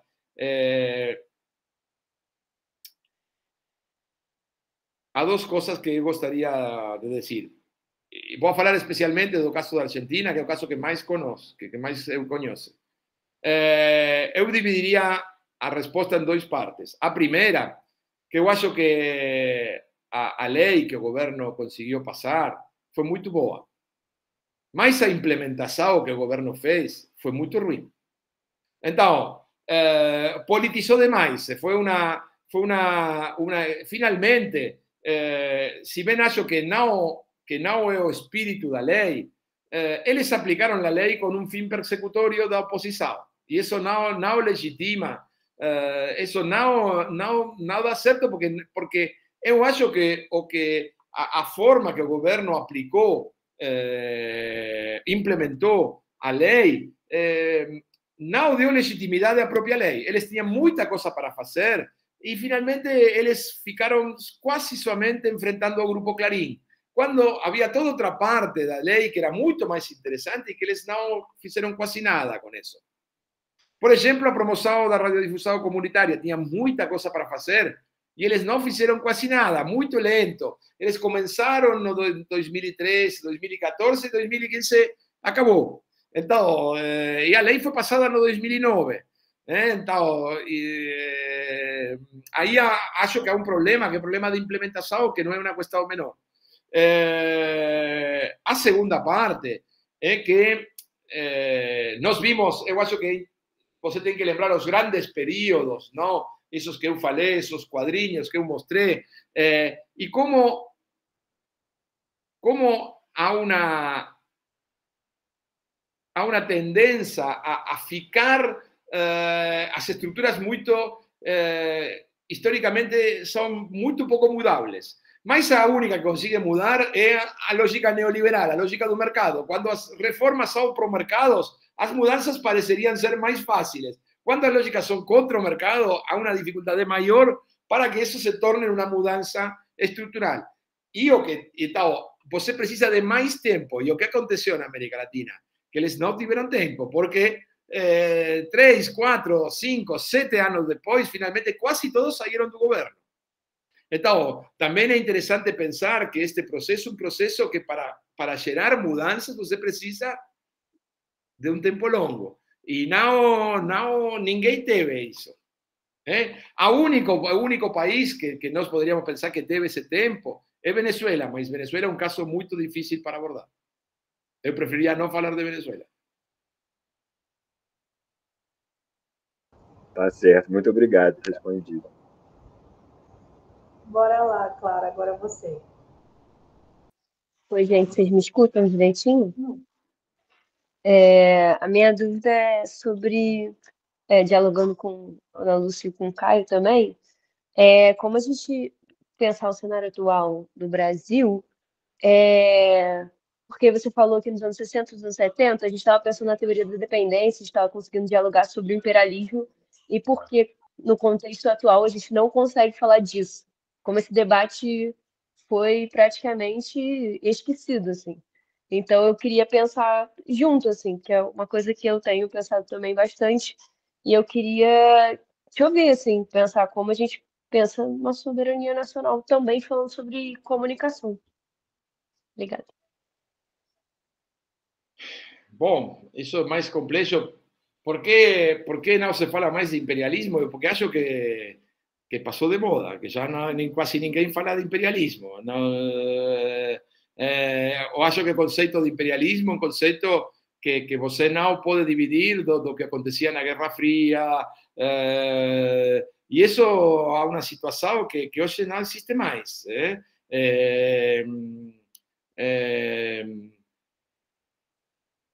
Não porque não haja mais imperialismo, mas porque não se fala mais disso. Então, e acho que, porque também é uma coisa interessante, não? Compare a situação da América Latina dos anos 60, 70, com a situação atual. Você, nas décadas 60, 70, você tinha ditadura, você tinha golpe de Estado, você tinha intervenção militar dos Estados Unidos quase permanente nos países da América Latina. Bom, era fácil falar do imperialismo. Agora você tem 40, 50 anos de democracia formal. Não tem intervenção militar direita. Não tem quase mais golpe de Estado. Na lógica dos golpes de Estado da década dos 70. Então, o que estou falando é, não há mais imperialismo, eu acho que não, acho que sim há imperialismo, mas não é o mesmo contexto da década de 70, que falar de imperialismo ficava claro para quase todo mundo. Hoje há uma situação de muita desigualdade entre os Estados Unidos e a região, e acho que provavelmente essa desigualdade se incremente e não haja decrescido, se acrescente. Mas isso que se fala de soft power, não é o poder direito, a coerção, que é uma das... Por isso que o capitalismo, compare, vamos a fazer outra comparação, compare o que era o rei pegando-lhe e matando a todas as pessoas com o capitalismo que exploda, mas não mata. Bom, estou exagerando, estou fazendo uma coisa muito mais... Mas o que estou procurando é isso, não? Você pergunta, eu acho que a situação, o contexto mudou muito, não? Não, com certeza mudou muito. Só é complexo pensar que a gente não é dependente mais disso, né? As Big Techs estão aí, enfim, acho que a gente tem que pensar também que existe uma dependência econômica. Sim, mas, por exemplo, no caso do Brasil conseguiu sair da estrutura dependente absoluta. Não digo de novo. Mas o Brasil tem uma indústria pesada, o Brasil é um dos maiores exportadores de aviões do mundo. Não é a mesma, não é o Brasil que produzia banana e café. Já não dá mais isso. Então, de novo, não é para dizer não, mas é para procurar um análisis mais completo, não? Ou seja, na década de 70 nós éramos somente produtores de matéria-prima, quase nada. Bom, não é o mesmo agora. Você tem uma burguesia paulista que tem um interesse nacional, que tem um projeto, você pode gostar ou não gostar, esse é outro problema, mas não é a mesma situação da década dos 60, 70. E a relação do Brasil com o resto do mundo, acho que é diferente. Se vamos a falar do resto da América Latina, outra coisa. Mas Brasil, justamente, acho que tem um modelo de desenvolvimento e aspira a jogar na liga dos países industrializados, não na liga dos países dependentes. Acho, posso estar equivocado. Pronto, agora temos várias mãozinhas. Bom, aqui Suzy fala, não, desculpe uma coisa. Solamente uma coisa, Suzy fala da China. Bom, a lógica de Brasil de aliar-se com a China não é uma lógica menor. Ok, então vamos fazer assim agora. Nós temos 3 mãozinhas levantadas. E aí a gente faz esse bloco de perguntas, depois o Guilherme faz as respostas. Eu vou só lembrar o pessoal aí preencher a lista de presença. Ainda faltam 20 pessoas. Certo? Então, bora lá. Vamos para a Maxiene primeiro. Sua vez, Maxiene. Já voltei. Desculpe. Boa noite, professor. Boa noite a todos, todas e todos. Durante a sua aula hoje, né, desde a aula anterior, nós percebemos claramente um paralelo sobre o debate da comunicação pública na América Latina com a ascensão dos governos de esquerda, centro-esquerda, e hoje nós vemos a ascensão da extrema-direita, né? Vimos no Brasil, ainda está muito latente, na Argentina, idem. Então, se, por exemplo, no governo anterior do Lula, nós conseguimos caminhar tão pouco, de forma irrisória, no que dizia respeito à democratização dos meios de comunicação, que era um debate bem latente, né, com vários movimentos organizados, como o senhor falou, né. Isso foi sufocado a partir da ascensão do Temer, né, digamos assim, ao poder, e o governo Lula agora não tem nem tempo de respirar, muito menos de debater comunicação pública. Então, assim, eu fico me questionando, professor, como é que, se nós não conseguimos, quando a gente, entre aspas, brigava contra o Estado, democratizar os meios de comunicação, como é que nós vamos fazer, né, numa sociedade desmobilizada, para lutar contra essas gigantes das plataformas, né? Porque ontem, assim, você tem umas ideias bem parecidas comigo, assim, eu falo, não, vamos fazer uma plataforma na América Latina, mas eu fico pensando, Guilherme, talvez você tenha isso mais fundamentado e já pensa mais tempo sobre isso, né? Como é que nós faríamos, né? Pegando o caso de Brasil, Argentina, Uruguai, da América Latina, como é que nós faríamos isso dentro do contexto atual, político? Porque o contexto político, infelizmente, é muito um pilar, né, do debate em comunicação na América Latina. Assim, o que você poderia colocar para mim como reflexão e até um pouco como esperança, né? Porque a gente fica olhando um cenário que a gente fica sentindo muito amarrado, né? Como é que nós vamos fazer isso? Nós queremos, nós pesquisadores queremos, mas a sociedade nem se dá conta que existe, né? A esperança é o último que se perde. Não, está parecendo brasileiro já, Guilherme. Aí eu sou profundamente gramsciano. Quando Gramsci fala do pessimismo do pensamento e optimismo da vontade. Nisso, sempre lembro Gramsci. Depois vou a responder outros e vou pegar mais perguntas agora, mas a esperança é a utopia. A utopia sempre fica adiante.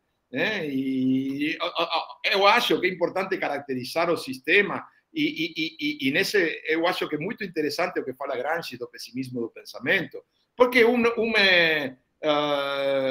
uma caracterização errada ou demasiado optimista vai ser ruim. Então, o equilíbrio, né? Como? Desculpe. A gente teria que buscar um equilíbrio para estar pensando em soluções. Então, uma coisa é caracterizar a situação o melhor possível, outra coisa é perder a esperança. A esperança não, eu acho que não é bom, eu acho que temos que manter o optimismo da vontade. As mudanças no mundo acontecem quando uno menos espera. E a ideia de liberdade, a ideia de igualdade, ficam presentes na sociedade. Não esquecem. Há momentos de avanço e há momentos de retrocesso. Mas, então, eu não queria deixar eu sei que muitas vezes, quando eu faço estas falas, a gente pensa, bom, está tudo perdido. Não, não acho isso. Mas uma coisa é a caracterização, outra coisa é a vontade de mudança. E a vontade de mudança tem que ficar sempre. Agora a gente vai para Gilberto. Olá, boa noite. Olá. Obrigado aí pela aula, professor. Eu tenho duas dúvidas, na verdade. Eu participei hoje de um seminário no Congresso sobre regulamentação de plataforma. Sim. A concorrência nossa. A concorrência nossa. Aqui foi mais tarde, lá já tinha terminado aqui. Mas, assim, tinha a participação de um executivo de uma grande empresa de comunicação, tá? Membro da Associação Brasileira de Empresas de Rádio e Televisão, ou seja, o representante aí dos donos dos meios de comunicação audiovisuais do Brasil, tá? E ele veio com uma história sobre autorregulamentação, dizendo que um exemplo excelente disso era o que acontecia na publicidade brasileira, sendo que nunca teve uma autorregulamentação do setor de jornalismo no Brasil, por exemplo. E eu tenho uma curiosidade de saber, como eu estou estudando essa questão da regulamentação das plataformas, eu queria saber contigo se você já viu na América Latina, ou talvez fora da América Latina, algum exemplo de uma iniciativa de autorregulamentação dentro da área de comunicação que tenha funcionado de fato, tá? Essa é uma pergunta. A outra pergunta é o seguinte, alguns teóricos, acadêmicos, obviamente sempre um pouco mais à esquerda, mas, de qualquer jeito, não invalida a argumentação, é uma questão que eles levantam de que não adianta você tentar regulamentar as plataformas de mídias sociais em qualquer lugar do mundo se você não mexer no modelo de negócio, que aí é a ideia da datificação da pessoa, da venda dos dados, da criação dos perfis, enfim, das bolhas e de todos os fenômenos associados à questão da digitalização da vida de hoje, né? da vida e do cotidiano. E aí eu queria saber contigo qual a tua opinião sobre isso. Você acha que... Você comentou sobre a questão do modelo, falou sobre a vida capitalista e a gente no meio disso. Eu queria entender um pouquinho se a tua opinião, se você concorda com a ideia de que a regulamentação de um sistema que mexe tanto, que é uma coisa tanto mídia quanto cotidiano, quanto são as plataformas, se isso tem possibilidade de acontecer não mexendo no modelo de negócio das plataformas. É isso. Valeu, Gilberto. Agora é Rômulo. Vai, Rômulo. Oi, gente, boa noite a todos, todas e todes, boa noite, professor. Eu fiquei pensando muito nas políticas da implementação da políticas públicas de comunicação na América Latina, né? E queria que o senhor falasse um pouco do impacto, né, dessa reação conservadora na implementação dessas políticas na América Latina, né? A gente sabe que teve uma série de omissões e dificuldades na implementação dessas políticas públicas aqui na América do Sul, mas eu queria saber e que tem esses movimentos de progresso e de retrocesso também, mas qual é o impacto desse retrocesso que a gente viveu no aprofundamento e na implementação dessas políticas públicas de comunicação? Meio que na direção aí da minha amiga Maxiane. Perfeito. Pronto, não temos mais perguntas, né, povo? Bom, então, vou procurar responder e vou relacionar as perguntas, não? Eu acho que o problema do Estado, que falou Maxiene, eu penso que o Estado é um espaço de contradição. Eu penso o Estado como um espaço de contradição. O Estado, se eu penso desde minha posição teórica, eu acho que o Estado é um lugar uma plataforma de dominação, é um instrumento de dominação. Mas eu acho que isso é uma leitura um pouco simples ao mesmo tempo. E que também o Estado é um espaço de luta que permite algumas coisas. Também o Estado, por isso que eu falei que o Estado pode ser garante. O Estado tem essa dobra cara, não? Não, é muito difícil, deveria existir uma mudança muito grande do Estado para que seja outra coisa. Na atualidade, o Estado real é isso. É um Estado que algumas vezes permite algumas coisas e muitas não. E, bom, então, a gente tem que procurar incidir sobre essa possibilidade. Acho que isso é a política. A política é a incidência sobre um Estado que é um Estado capitalista. Isso não mudou. Ao contrário, mas vem cada vez mais capitalista o Estado, não? Mas, ao mesmo tempo, tem um espaço para de contradição e também de luta. E há muita coisa, há muito avanço que não houvessem acontecido, muitos direitos sociais, que acontecem também pelo Estado, não? Sem Estado não houvesse sido possível. Eu acho que você falava de como lutar contra as plataformas, bom, e aí vou misturar um pouco com a pergunta de Gilberto, não? Eu acho que há uma novidade, que é uma diferença importante com o período anterior, e é que mesmo nessas contradições que o Estado permite, agora, eu não assisti à sala de hoje, Gilberto, mas muitos donos da mídia estão procurando regulação do Estado, porque eles precisam de proteção frente às plataformas. Bom, isso é uma mudança em relação ao que historicamente acontecia. E aí, isso implica que a gente vai ser aliado dos donos da mídia? Não, mas tem que aproveitar. Não, eles têm seus interesses, e então, na parte que os interesses podem ser comuns, você tem que avançar nessa linha. Na parte que os interesses não sejam comuns, bom, isso, de novo, são as contradições que temos nestes momentos. Você falava da autorregulação. Bom, a autorregulação sempre é possível, você sempre se pode autorregular. Eu faço sempre o mesmo comentário, que eu me autorregulo com a comida, mas peso mais de 100 quilos. Então, autorregulação, o problema que acontece quando o autorregulado não dá certo. Não, porque ninguém impide a ninguém autorregular-se. Eu me autorregulo com o tabaco, fumo todos os dias. Então, digamos, estou procurando fazer uma brincadeira, não? Mas o que estou falando é que o problema, o modelo da autorregulação, o modelo das plataformas. Há muito discurso. Bom, a internet chegou até aqui porque eles se autorregularam. Mas todos os problemas que tem a internet também são parte dessa autorregulação.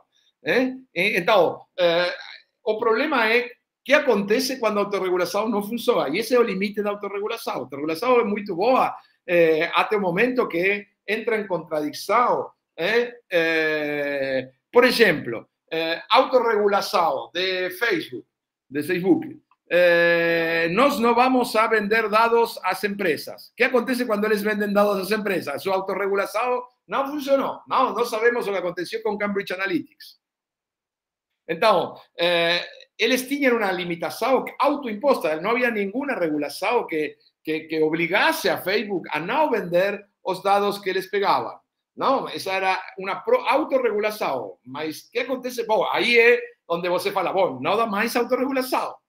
E por isso eu acho que essa é a resposta da Europa. Bom, não dá mais isto. E vamos a fazer porque você falou de autorregulação, mas você não cumpriu. Isso que por quê? Porque aí tem que ver com a segunda parte da pergunta do Gilberto, que o problema da autorregulação é que essa própria autorregulação pode entrar em contradição com o interesse econômico da própria empresa. E esse é o grande problema, não? Quando a autorregulação entra em contradição com o interesse econômico, vai predominar o interesse econômico, isso não há dúvida disso. Então, a autorregulação, eu não sei se é boa ou mala, mas tem um limite, isso é claro. E aí é onde... Então, você falava se é suficiente a regulação. Acho que não, mas acho que é necessária. Uma coisa que não seja suficiente, que não vai fazer porque o contrário, porque é verdade, ou seja, há um processo, como você falou, de datificação, que é muito mais grave e que não vai ser impedido pela regulação. Porque además, o problema que acho que é mais grave da plataformização é que as plataformas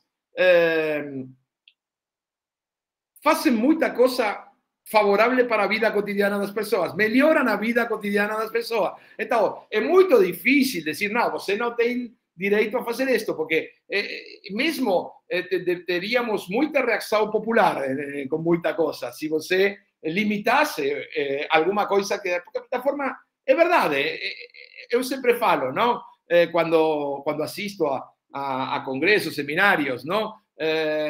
E a gente fala em contra das plataformas, eu falo muito em contra das plataformas, não tenho problema com isso, mas quanto tempo ficamos nós que temos um pensamento crítico, quanto tempo conseguimos ficar fora das plataformas nós mesmos? É difícil. Então, tem uma permeabilidade na vida cotidiana. Então, o limite é um limite que não vai mudar estruturalmente, mas é melhor ter limites que não ter. Eu acho isso. Porque o contrário seria, ou mudamos todo o sistema, ou nada.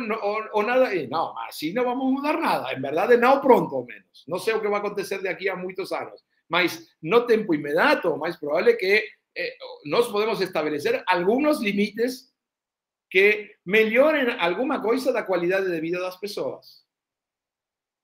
Eu acho, por exemplo, a transparência vai resolver o problema? Não vai resolver, mas melhor que sejam transparentes a que não sejam transparentes. Então, aí há uma questão que, de novo, sim, há uma questão mais de fundo, que é muito mais difícil, e é um tema que eu devo reconhecer que não é trabalhado muito ainda, mas que acho que não falemos de inteligência artificial, que ainda é pior todavía. E eu não vou entrar nesse tema porque quase não conheço muito pouco como para falar com propriedade. Mas o que estou falando que é um tema todavía muito mais complexo, não? E que já todo mundo está falando que é necessário fazer algum tipo de regulamentação da inteligência artificial porque é muito perigoso deixar a autorregulação. Então, acho que mais ou menos respondi a Gilberto. E finalmente, para Rómulo, que você perguntou respeito à reação neoconservadora. Bom,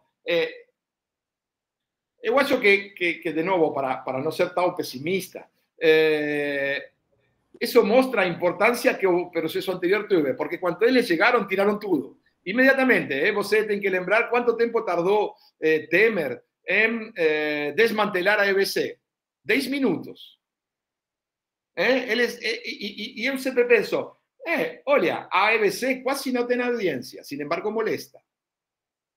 Porque en verdad a EBC tiene una audiencia muy baja.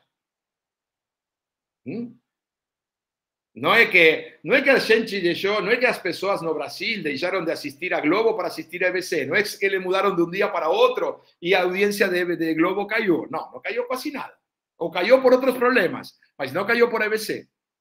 Mas cuando ellos llegan, tiran inmediatamente, ainda no seja un problema tan grave. Por eso acho que todo modelo alternativo es importante. Toda posibilidad de alternativa es importante, porque muestra que é possível fazer outra coisa. Ainda não seja tão popular. Mas também acho que, e esta é uma questão que me pega bem, bem perto por lo que acontece na Argentina agora, eu acho que também temos que ser muito críticos do que os governos progressistas fazem. Porque, a vezes, moderamos a crítica. Não, porque... Mas, quando você faz coisa ruim, isso é aproveitado muito por a reação neoconservadora. Ahí hay una discusión que muchas veces no vamos a hablar de esto porque o que el gobierno argentino fez con la televisión pública fue una cosa horrorosa. Y nosotros no hablábamos porque, ellos están, es la lucha contra el capitalismo. No era la lucha contra el capitalismo, era una cosa, era una persecución de la gente que se oponía a ellos. Y eso no está bien. Entonces, eu acho não, que do lado positivo o que se faz tem uma repercussão, tem uma importância. Temos que valorizar a importância, mas ao mesmo tempo temos que ser críticos das coisas desse processo que não são boas.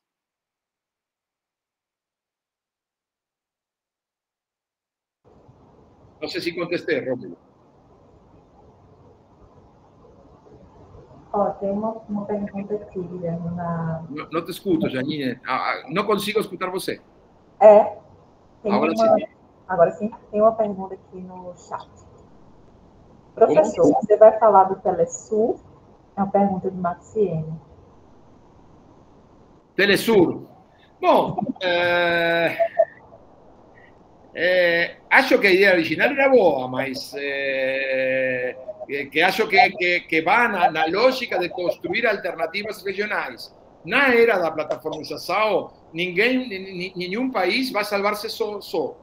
E acho que a ideia da construção regional é uma ideia muito importante, porque además é uma ideia que permite repartir os custos de qualquer coisa que você tente fazer no sistema de comunicação, implica muito investimento. Então, una idea de regionalización acho legal, interesante, más a manera que fue feita. De fato, todos los países salieron, ficó en Venezuela nada más, y por eso falei que no quería hablar mucho de Venezuela.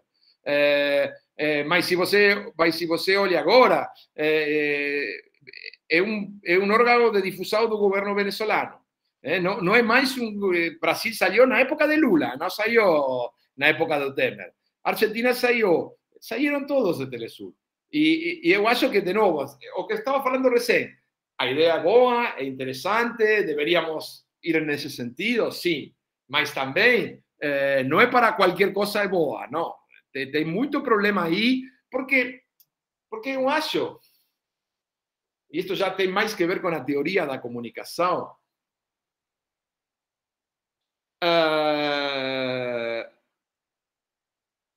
que algunos políticos siguen pensando na ideia de agulha hipodérmica, que você basta que emita um mensagem de agulha hipodérmica, se fala, você lembra, não? A teoria funcionalista. Você emite mensagem, a gente recebe e já acredita. Não, já ninguém mais. Isso foi superado há muitos anos, a ideia da agulha hipodérmica.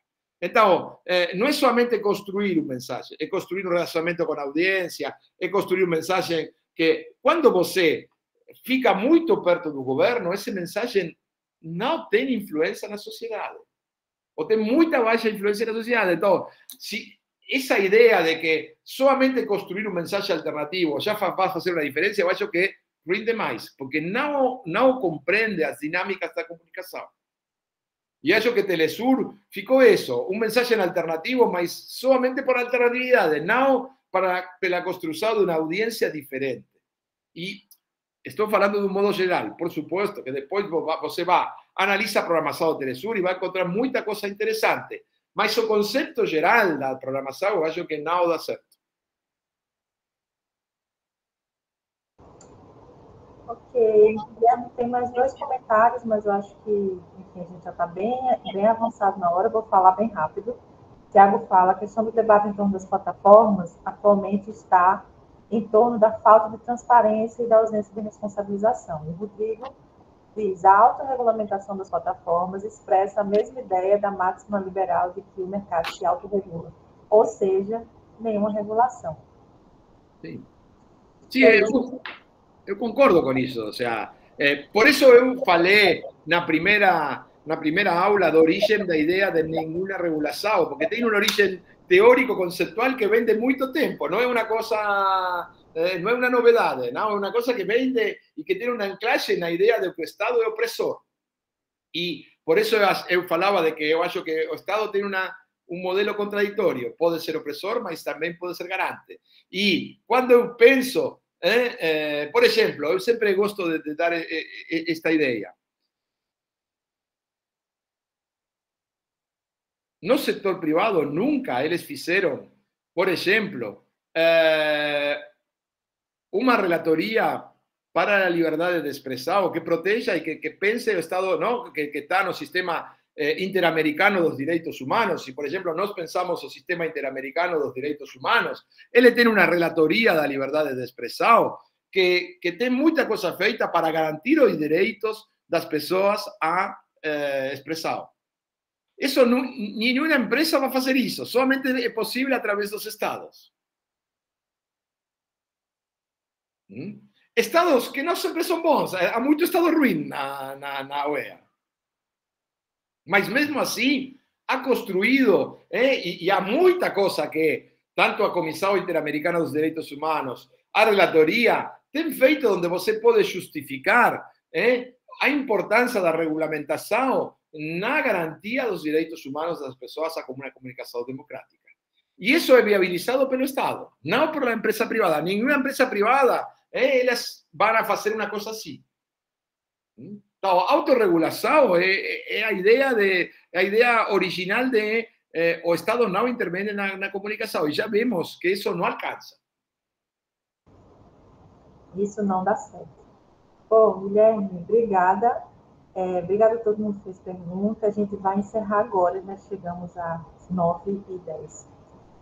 Eu vou parar agora a transmissão. Todo mundo que está nos assistindo também, muito obrigada. E vou parar a gravação. Bom, boa noite para todos.